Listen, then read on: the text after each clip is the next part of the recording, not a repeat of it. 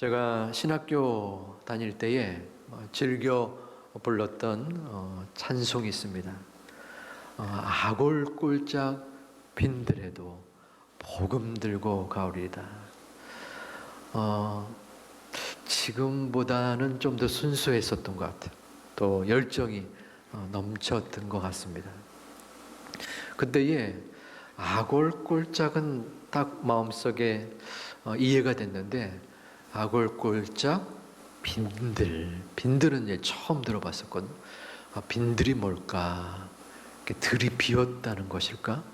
아니면은 넓은 들인 것인가? 그러면서 조금씩 더 이해가 되어졌습니다. 빈들의 마른 불같이 시들은 나의 영혼, 이 찬양도 우리가 조금 전에 불렀었지요.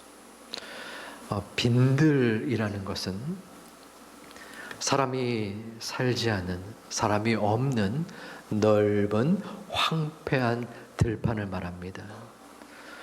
우리는 삶을 살면서 어려움의 순간들, 빈들을 경험합니다. 광야에 부딪힌 나머지 내 마음속에 험난한 삶을 살면서 그 빈들을 걸을 때에 우리의 마음속에 고난과 또한 역경 속에 두려움이 들기도 합니다. 심란함과 또한 고난의 낙심의 상처가 우리를 휩싸기도 합니다. 모세가 그러했습니다. 모세는 지금 미디안 광야에 서 있습니다. 그리고 그의 역할, 그의 행하는 일은 장인의 양을 치는 것이었습니다. 애굽의 왕자였던 모세가 왜 광야에서 양을 돌보고 있을까요? 그는 40년 전에 왕자의 신분으로 자신의 동족을 괴롭히는 애굽 사람을 죽였습니다. 그 과정 속에 이 미디안 광야로 도망을 칠 수밖에 없었습니다. 그리고 오늘 본문 10절에서 하나님은 모세에게 하나님의 사명을 내리십니다. 이제 내가 너를 바로에게 보내어 너로 내 백성 이스라엘 자손을 애굽에서 인도하여 내게 하리라. 엄청난 명령이요 요청이요 부르심이었습니다. 이스라엘 백성들을 이끌어내라는 것입니다. 그 부르심의 이유가 9절에 나타납니다. 이제 가라. 이스라엘 자손의 부르짖음이 내게 달하고 애굽 사람이 그들을 괴롭히는 학대도 내가 보았으니. 이스라엘 백성은 애굽의 노예 상태가 되었었습니다. 그래서 그들의 아픔과 고통의 부르짖음을 하나님이 들었고 보았고, 이제는 더 이상 그냥 내버려 둘 수 없게 되었다는 것입니다. 그래서 그들을 구원하라 라고 모세를 부르신 것입니다. 충분히 누가 들어도 이유가 되었고 명분이 되었습니다. 이제 모세가 답을 할 차례입니다. 어떠한 대답을 모세가 했을까요? 우리가 알고 있는 모세의 이미지가 있습니다. 이스라엘 백성의 그 누구보다도 그 백성들을 이끌었던 민족의 지도자, 불세출의 영혼, 그가 바로 모세였습니다. 당연히 주님, 주의 부르심에 제가 순종하겠습니다. 제가 가겠습니다. 주여, 제가 여기 있나이다. 이 정도의 답변을 했었을 것 같은데 본문 11절에서는 아주 다른 답이 나옵니다. 내가 누구이기에 바로에게 가며 이스라엘 자손을 애굽에서 인도하여 내리니까. 하나님은 모세에게 특별한 이스라엘을 구출하는 사명을, 헌신을 요청했습니다. 내가 백성들을 구출할 테니까 너는 그 대리인만 해라. 그런데 모세는 이 핑계 저 핑계를 대며 하나님의 그 말씀에 거부의 뜻을 표합니다. 하나님, 저는 열정도 식었습니다. 제가 하는 일은 오직 양측입니다. 목동의 일을 수십 년 동안 했어요. 하나님, 제 나이를 잘못 알고 있는 건 아닙니까? 제가 몇 살인 줄 아세요? 80입니다. 80. 이 나이에 뭘 할 수 있습니까? 저는 입이 둔합니다. 사람들을 설득할 자신도 없고 대중의 연설도 할 수 없습니다. 한마디로 저는 하나님의 일을 감당하기에 부적격자입니다. 저를 좀 괴롭히지 말아 주세요. 모세는 하나님 앞에 계속적으로 반복해서 그 거절의 뜻을 표하고 있습니다. 40년 전에 모세는 달랐습니다. 그는 의협심이 불타는 청년이었습니다. 자신의 민족을 학대하는 애굽 사람을 죽이기까지 했습니다. 그는 왕자였습니다. 왕궁에서 호의호식하면서 양질의 교육을 받았습니다. 그의 피는 이스라엘의 피였습니다. 그러기에 어떠한 사람보다 이스라엘 민족을 애굽에서 구출할 수 있는 최적임자였습니다. 젊음이 있었고 또한 엄청난 스펙을 가졌고 왕자라는 신분의 역할과 능력이 있었습니다. 그는 자신이 있었습니다. 백성들이 나를 통하여 구원을 받을 것이고 나를 흠모하고 나를 칭송하리라 하는 생각이 있었던 것 같습니다. 사도행전 7장 25절에는 이렇게 기록하고 있습니다. 여기서 그는 모세입니다. 그의 형제들이, 모세의 동족 이스라엘 백성들이 하나님께서 자기의 손 모세를 통하여 구원해 주시는 것을 깨달으리라고 생각을 했습니다. 그런데 그들이 깨달지 못했다는 것입니다. 그렇습니다. 동족을 학대하는 애굽 사람을 죽여서 영웅의 모습을 기대했는데 그로 인해서 자신은 도리어 백성들에게 배척당하고 도망자의 신세가 된 것입니다. 거기서 양을 치는 여인들을 도와주었고 또 거기서 유숙하게 되었습니다. 결혼을 하게 되고 40년 동안 양을 치는 역할을 감당한 것입니다. 모세에게 지난 40년은 빈들의 시간이었습니다. 모세는 갑갑했을 것입니다. 나는 지금 왜 여기에 있고 나는 도대체 누구인가? 왕자였던 내가 그토록 이스라엘 백성들을 사랑했고 이스라엘 백성을 해방시키기 위하여 노력했던 나였는데 나는 왜 여기에 이 양들을 치고 있는가?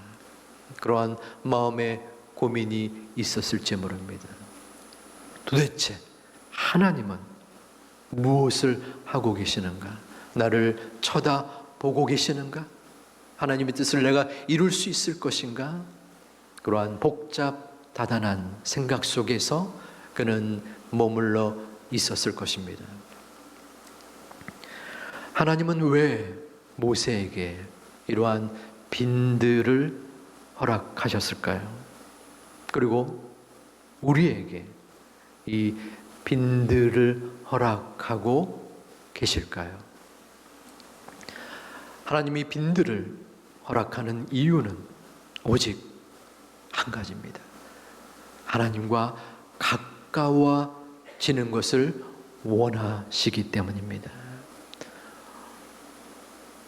우리는 번영과 축복 속에서는 하나님을 찾지 않습니다.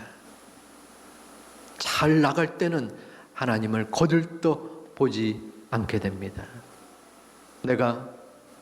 내 중심이 나에게 있으며 온 세상이 나를 중심으로 또한 존재하는 것처럼 보입니다. 하나님을 찾을 때는 빈들에 서 있을 때입니다. 빈들을 걸어갈 때입니다. 내가 빈들에 있을 때, 그때에 비로소 우리는 하나님께 기도하고 하나님과의 교제를 갖게 됩니다. 내가 잘 나갈 때에 번영 속에 있을 때 경험하지 못했던 하나님의 인도하심과 사랑을 경험합니다. 하나님의 위로와 치유와 회복은 도리어 환난 속에서 더 일어나게 됩니다. 고난 속에서 하나님을 더 가까이 하게 됩니다. 날이 저물어갈 때에 빈들에서 걸을 때가 바로 하나님의 때인 것입니다. 여러분의 빈들은 언제였고 또 어디였습니까? 여러분들의 마음속에 도저히 헤쳐나갈 수 없는 삭막하고 컴컴한 막막한 빈들이 지금 존재하고 있습니까? 그 길을 걸어가고 있습니까? 새벽에 동이 트기 전에 가장 어두운 것을 우리는 기억해야 합니다. 제가 2005년 밤낮을 바꾸어 살았던 6개월의 시간이 있었습니다. 그때 저는 남아공에서 박사 과정에 논문을 썼던 때였습니다. 2006년, 이제 내년이면 한국에 들어가야 되는 상황이 저에게 다가왔습니다. 그런데 논문의 진전이 더디었습니다. 고민하고 또 걱정이 들었습니다. 뭔가 조치가 있어야 된다. 뭔가 결단이 주어져야 된다. 초조감에 생각이 들었습니다. 저는 많은 사람이 그렇지만 낮보다는 밤에 집중력이 더 잘 들었습니다. 그래서 공부하는 시간을 바꿨습니다. 밤새도록 새벽까지. 그래서 새벽 5시 혹은 6시까지 공부를 하고 잠을 청한 다음에 12시나 오후 1시쯤 일어나서 계속 이어서 공부하는 패턴을 취했습니다. 잠을 자는 시간과 또 밥을 먹는 시간을 제한 하루에 14시간 정도를 논문에 매달렸던 것 같습니다. 1시경부터 그 다음 날 새벽 5시, 6시까지 책상에 앉아 있는다고 생각해 보십시오. 몸은 노련해지고 정신은 차릴 수 없는 그러한 상황이 3시, 4시 그때에 도달합니다. 내 마음은 어두워지고 지금의 밖의 상황도 깜깜합니다. 그럴 때 5시 그 시간이 지난 후에 해가 떠오릅니다. 밖에 새소리가 지저귀는 상황이 됩니다. 그럴 때 하나님께서 저에게 위로를 주시고 힘을 주셨습니다. 왠지 모를 힘이었습니다. 지금도 새소리를 제가 굉장히 많이 좋아합니다. 그때의 기억이요 추억이라고 생각합니다. 지금 빈들을 걸어가고 계신 분이 계십니까? 절대 낙심하지 마시기를 바랍니다. 조금 더 기다리시기를 바랍니다. 이제 거의 다 왔습니다.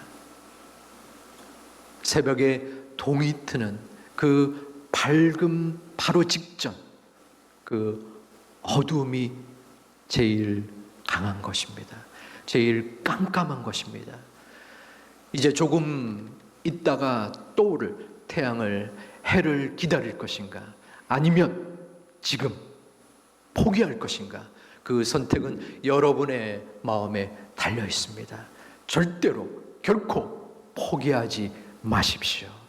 하나님 앞에 나를 이 어둠과 이 빈들과 이 광야에 내버려 두신, 어쩌면 허락해 주신 이 뜻과 의미를 마음속에 바라보시기를 바랍니다. 하나님이 원하시는 기도의 양을 채우시기를 바랍니다. 하나님께서 원하시는 그 고난의 양을 채우십시오. 하나님께서 소망하시는 그 마음의 기다림의 양을 채우시기를 바랍니다. 하나님이 이끄시는 기도의 양, 고난의 양, 기다림의 양을 채운 뒤에 그 빈들에서 벗어나서 하나님께서 푸른 초장으로 이끄시는 믿음의 경험을 쌓는, 그리고 체험하는 여러분이 되시기를 주님의 이름으로 축원을 드립니다. 모세의 40년은, 모세의 빈들은 허황된 시간이 아니었습니다. 낭비와 소비의 기간이 아니었습니다. 모세 스스로 생각할 때는 무능력과 무기력의 기간이었으리라 생각하지만 하나님의 편에 볼 때는 모세에게 꼭 필요한 하나님의 때였고 하나님의 방법이었습니다.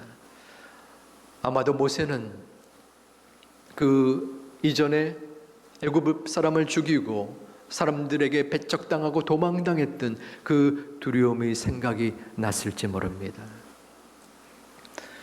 또 아무런 소득 없이 지났던 그 시간들, 그 기간들이 모세를 무기력하게 만들었을지도 모릅니다. 내가 누구간데, 내가 누구입니까? 이 대답은 자존감이 떨어진 패배자의 연약한 대답이었습니다. 모세는 지속적으로, 그리고 하나님의 부르심에 내가 누굽니까? 도대체 내가 누군데 어떻게 바로를 만나고 애굽에서 이스라엘 백성들을 구원할 수 있습니까? 라고 말을 합니다. 이에 하나님은 12절 말씀에 내가 반드시 너와 함께 있겠다 라고 맞불을 놓습니다. 우리 함께 12절을 봉독합니다. 내가 반드시 너와 함께 있으리라. 내가 그 백성을 애굽에서 인도하여 낸 후에 너희가 이 산에서 하나님을 섬기리니 이것이 내가 너를 보낸 증거니라. 아멘. 자, 지금 하나님과 모세가 있습니다. 이 두 편에서 대화가 이루어지고 있죠. 하나님께서 모세를 불렀습니다. 사명을 줬습니다. 모세가 한 말은 내가 누굽니까? 라고 합니다. 근데 하나님은 내가 반드시 너와 함께 있으리로다.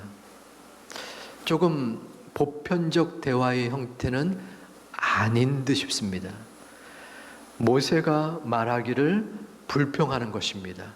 내가 이 일을 할 수 없습니다. 나는 아무것도 아닙니다. 그러면 그 말을 들은 상대는 그 사람에게 힘을 주는 말을 하게 됩니다.